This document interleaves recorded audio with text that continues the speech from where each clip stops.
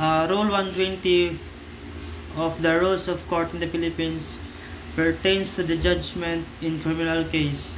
So in this rule, it outlines the procedures that must be followed by the court in rendering a decision, ensuring the fairness and due process for all parties involved.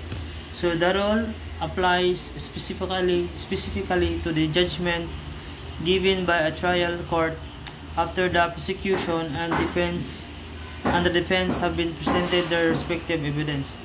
So under the Rule 120, the judgment has been include a clear statement of the facts and the law upon which the decision is based. It should also specify the penalty imposed on the accused if found guilty, and the reasons for the convictions or acquittal. So the judgment must be written and designed by the judge, and a copy of the decision must be given to both the prosecution and the defense.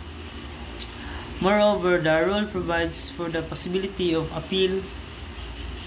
The accused or the prosecution has the right to file an appeal within a prescribed period if they believe that the judgment is unjust or erroneous.